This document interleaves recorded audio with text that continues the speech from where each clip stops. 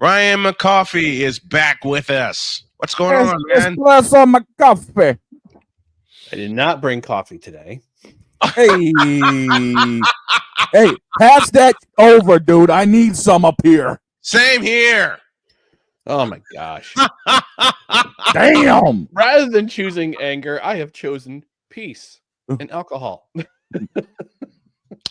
I, too, have chosen the same, although the commissioner will tell you different. All right, man. The Jets played my Colts, or my wife's Colts, yesterday.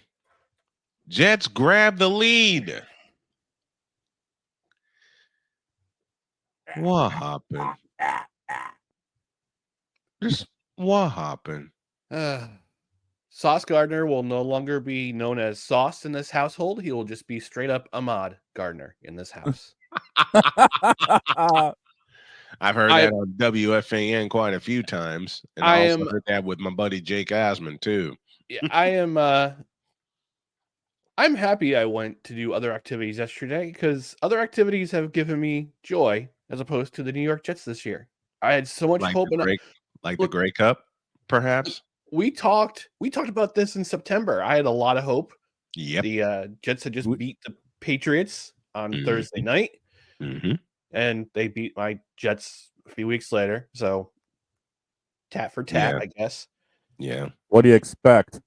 But the game that changed the season was not the Bills game. It was not the Steelers game. It was the Broncos game. Because it truly showed whose Jets team was. Mm-hmm. And they weren't. It just showed y'all weren't scrappy enough. No, I don't know what happened I can't tell you what. They're not scrappy. They're soft. They can't tackle. They can't identify them. They can't identify themselves correctly on offense. You should go through Breece Hall. Breece Hall is your guy. Breece Hall did most of the work yesterday on offense. Mm-hmm. You can't recognize that. So whoever the next quarterback is, whoever next coach or GM is going to be, because Joe Douglas has quietly quit. Yes, he has. And I'm pretty sure that firing decision by Woody Johnson after the London game, I think that was the worst decision of the season. I think that it backfired on them, and they've had one win since. So, like, what do you think that was going to do? What do you think that was going to do? Initially, I defended it because I'm sitting there going, okay, Woody's making a decision. His regime has never fired a coach in season, and he's doing something about it. He's getting rid of the problem. What he thinks is the problem now. It turns out that wasn't part of the problem. Coaching is part of the problem. That's the symptom. It's not the diagnosis. Player performance on the field is a symptom. It's not a diagnosis. Right. The diagnosis is the ownership. Has been and will be since 2000. Mm-hmm. Al Groh was the coach. So I have made the decision to, like, we're not doing, like, my partner and I on Victory Mondays, we're not going to do it anymore because neither of us are in the mood to talk about a team that is underperforming, that has so much talent but underperforms every single week. Yes. And we find better things to do with our lives. Yesterday, I went to a local hockey game yesterday. I enjoyed myself there. Good. Even though the Adirondack Thunder lost 7-1, I still enjoyed myself because at least the beer was good and the company was better. I was about to say, man, you're residing in the basement here with me, so I mean, what else are we supposed to do? Yeah, and then it's all of a sudden Miami's coming back, and I mean, granted they played the Raiders and the Rams the last 2 weeks, but we lost to the Rams. I can't say anything. I looked at them. I looked at the Rams as my bounce back. I looked at that game as the Rams bounce back game, and they bounced back. I just love how all these bounce back games are at New England's expense. It's like, come on here. What are we good for here? What are we, the rebound chick? This season, you guys are, yeah. Yeah. Oh gosh. But yeah, that Grey Cup was good up until the fourth quarter, and then Toronto just said, "Yeah, well, we're done." We're gonna talk about it on Total Football Talk Extra on Friday. Yes, I am a fan of extra. Yeah. One on Friday, but Drew and I were going back and forth. He can't. He's, I know you've watched. He cannot pronounce Liram Hyralahu's name to the life. Nope. It's just, Nope. He's tried. We said, Drew, God bless you, but you couldn't do it. And here's the thing: I said, if the Toronto Argonauts win the Grey Cup, we have to try to get him on so he can try to pronounce his name in front of him. So, that was a decent game all the way up to the fourth quarter, and Collaros cuts his finger. You can tell he's in discomfort, and he throws his interceptions, and that was that. That was it. That was a game changer. Same with Nick Bosa yesterday in Santa Clara. Once he went out, the Seahawks took advantage. Hey, it happens. I'm sure my co-host Dustin is one of the happiest dudes because he said, I'm going to go home and watch my Seahawks get blasted by the 49ers. I know he's jumping up and down doing a victory dance right now. Yep. Okay. To your New Jersey Devils. Yes, a much happier topic. Much happier topic. Much happier topic. Talk to me about your Devils, man. They're doing great this year so far. So far, so good. So good. I think part of it is the new coaching system. They're a little bit more conservative than they were last year with Lindy Ruff. Lindy Ruff's systems have a shelf life these days. We saw it in Dallas. We saw it in New Jersey. And now you're seeing in Buffalo right now. The Buffalo Sabres they're no slouch. They're no slouch. Although Tage Thompson got hurt the other day, but yeah, this team is good. They've figured out their goaltending. Their defense is much better than last year. Granted, they got goosed. I'm sorry, they got skunked 4-0 in Tampa, who absolutely has a doubles number for the last half decade. Yeah. But I was pleasantly surprised to see what they did in Florida and at Sunrise. Yeah. Those two games last week. I said they coming off a really bad loss against San Jose. That was on the heels of a back-to-back of a comeback, a huge comeback win against the Islanders the night before. Poor performance against San Jose. Can't get pucks in front of Mackenzie Blackwood, the former New Jersey Devil. Just can't produce anything. And you figured, okay, this might be that game is going to tell what kind of teams this is going to be. They go into Florida, beat Florida 4-1.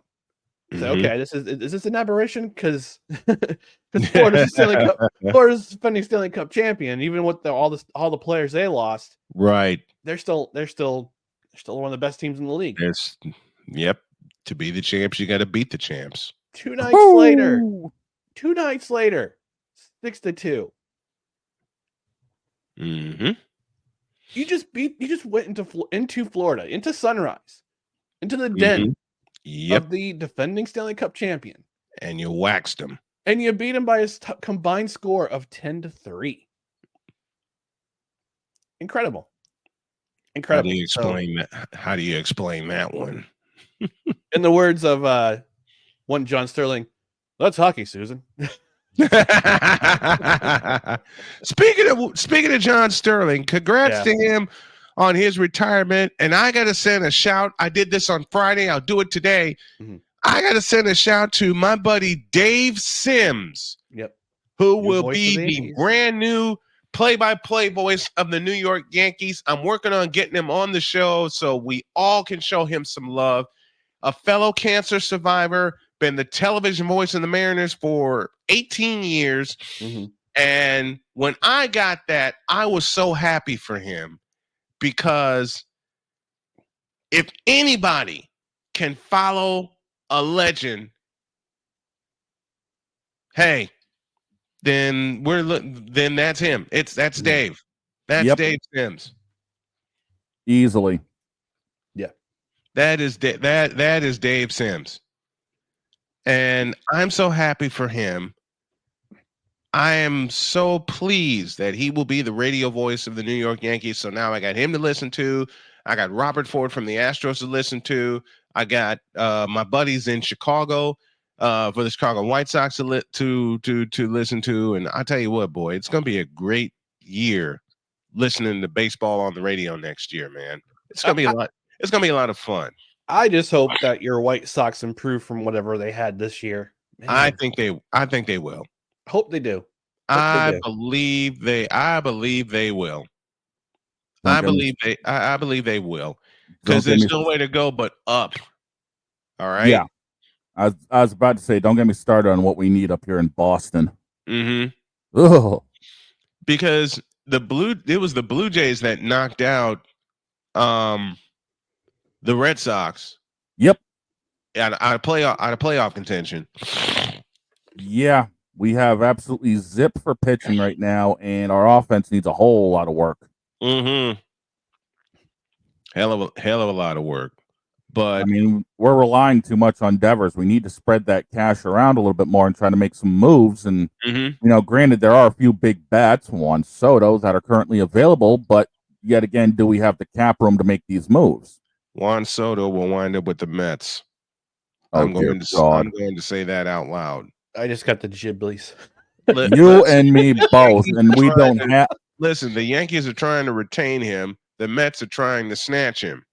Yeah, but they got to figure out what to do with Pete Alonso too, because he's also a name that's floating out there in free agency. He's staying.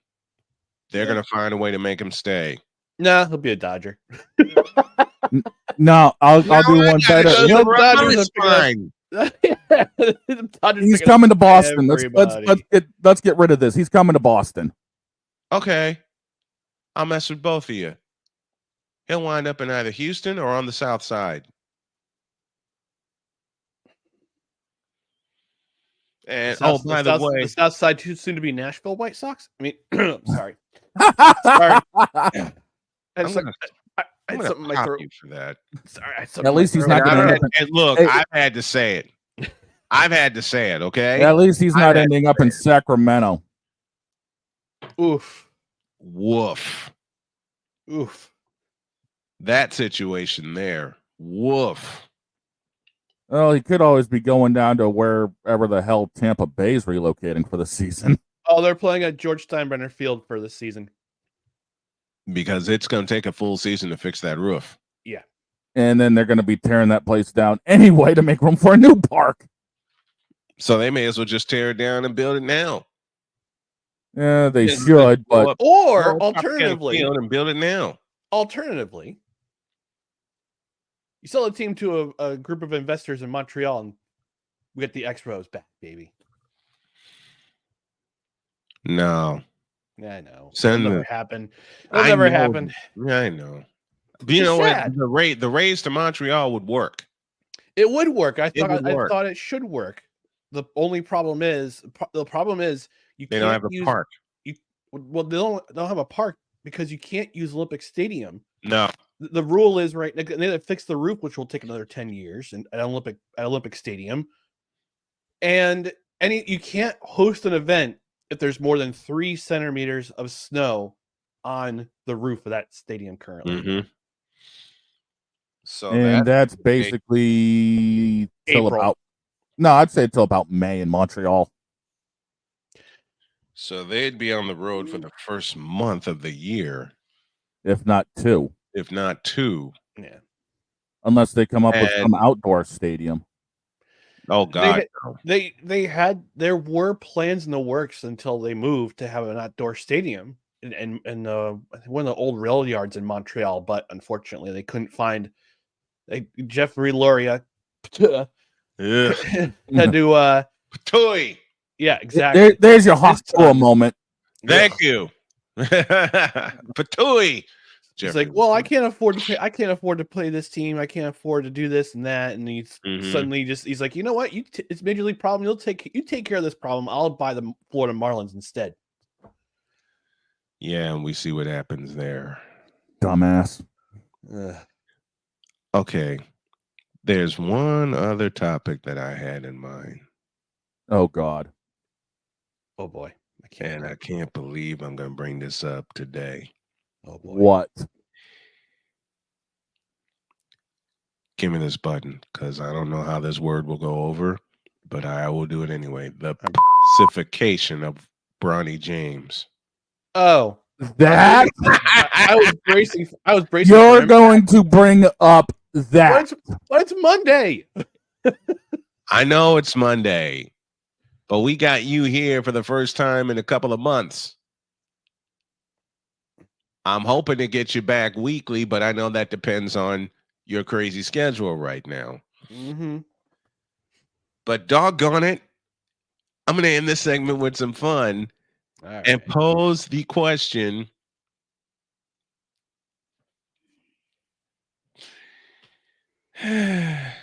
What's going on with kids today?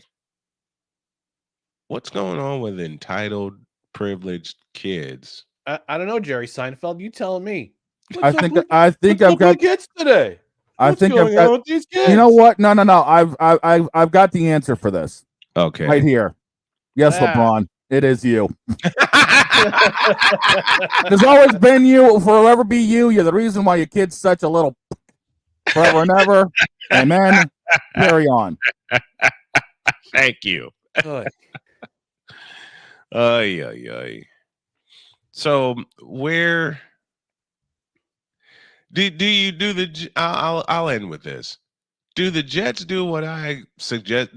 Do the Jets do what the commissioner suggested the Bears do? Just bring everybody in and push the plunger. Just let them all go. We don't.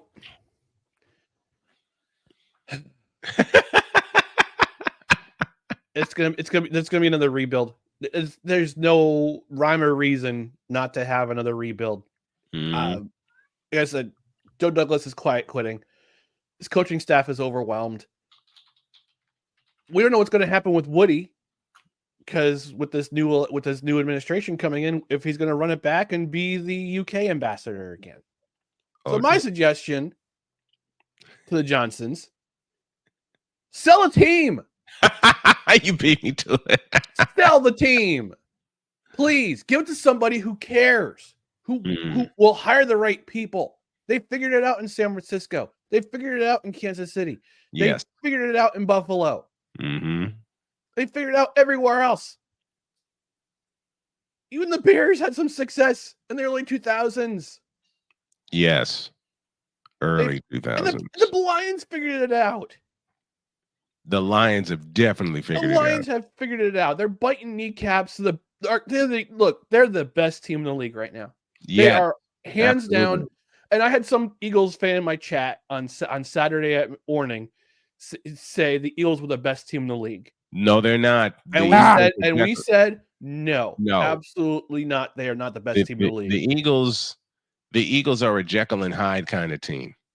The Eagles need to make their offensive identity Saquon Barkley.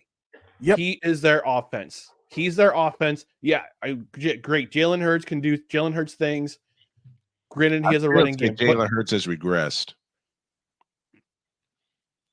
But I think he can be more of a facilitator. They need to make him more of a facilitator rather than the point person of that offense. Rather than it goes through Saquon. It goes through Saquon. Now the biggest thing is, why does it seem like this league now, outside of 3 or 4 teams, is scared to run the ball? I'll tell you why. Because they're so hell bent on putting up passing yards. They saw what Drew Brees did. They saw what Tom Brady did. And it seems like the goal they want is 5,000 yards instead of 3,000 rushing. And say again. Peyton Manning, Dan Marino, Jim Kelly, all those guys. But see, the point with Peyton Manning, Jim Kelly, and Dan Marino, they had an accompaniment for their offense. They did. A running game. Yeah. Same with Brady for the longest time in New England. Exactly. Same with Brady. They were not afraid to run the football. No. And this is the crazy part that drives me nuts with the Jets offense. At least the Broncos, when they brought in Peyton Manning, the last however many years he was with the team, 7 seasons? 5 seasons? 5 seasons. 5 seasons. For the last 2 seasons, I had to think John Elway sat him down and said, listen, we know what you can do with the ball. We know you can throw the ball around. You're getting older. We need to have a complementary running attack for you because you can't do this by yourself. The Jets management should have done this with Aaron Rodgers before the season began. Actually, heck, before last season began. You should have said, we know you're talented. We know you've got an arm. But you're getting older. We know you want to win. We can win with Breece Hall as your running back. And they've failed to do that. Too scared to run the offense through Breece Hall. You saw it in the second half yesterday. You saw it. You did. I didn't. Well, I had to do the game. So yes, you did. What's your common comment? Wifepick.exe. Wifepick.exe executing wifepick.exe completed. She's, you know what? I told her that, and she started cracking up. And she says, well, and he says he has two of them, one for you and one for me. I told her the one you did for wife pick, and then the Homer pick, and she just starts cracking up laughing. My daughter even gets in on the fun. Yeah, my daughter Cheyenne gets in on the fun. I did pay attention loosely to the scores just because I just at first intermission I was just looking at the scores and I see the Jets had the ball. And by the way, Jeff Ulbrich, if your quarterback who has won games before says, "Let's go for it on fourth down and win this game," you should probably listen to him instead of going for a field goal, because knowing your defense has been soft all season long. The defense you put together, by the way, can't stop the run, can't tackle worth a damn. You should have listened to your quarterback. And the Colts marched right downfield on that game-winning drive and stole the game. As soon as I saw the field goal pop up on the game cast, I said, nope, this game is going to be – the Colts are going to win this game. And guess what happened? But then we were also looking at the Lions-Jaguars score line, and we just can't stop laughing. We can't stop laughing. No. We can't stop laughing. And the thing is, the Jaguars did 3-0 in that game, and in essence, pissed them off. You took the lead on us. How dare you? Here's our foot in your ass. Exactly. Yeah, exactly. Like, we'll spot you 3 points. They'll take it over from here. 28 unanswered. Then it's 28-6, and then they put 24 unanswered. Mm-hmm. And then the Lions said, "We're done for the day." We'll pack it in. Go watch the Grey Cup. Yep. Morning shift for Cole Johnson. Welcome to the Fanatics Feedback Zone. He says the diagnosis is Woody Johnson and that ayahuasca sipping, toe picking, MySpace retreat attending space cadet. Aaron, I destroy teams with my bare hands, Rogers. He will never let that. Cole Johnson doesn't hate a thing except for Aaron Rodgers. I don't get it. I do. Well, you do. Same way. I understand. I don't. The quarterback is Aaron Rodgers. He should be ignored at all times. So you wouldn't have gone for it on 4th and 2? Anyway. I thought this was about joy. This wasn't. I didn't want to talk about the Jets today, but you made me do it. So, hey, I gotta talk about New England later. Come on now. Are you gonna take a sip? No. I mean, I have a week off. I could, but for comedic effect. But nah. I got work to do today. I had wine on the air yesterday during the 49ers game. My wife brought me a glass of wine, along with 2 rounds of dinner, another round of wine, then dessert. So we had some fun. You're a happy boy. I'm very much a happy boy. All right, let's let you out of here. Coffee with McCarthy has returned. Hurry up and come back weekly, will you? Okay. So FYI, we're taping. I have a new hockey podcast, no credentials required, called the 3 Rails Metro Hockey Podcast, where I talk Devils. I have 2 co-hosts, Brian and Dan. We call him Daniel Smooth. We talk Devils, Rangers, Islanders. OG show back tomorrow at 7:05, and we got a Thanksgiving show at 10 a.m. on Thanksgiving morning. So Thanksgiving Join us. morning.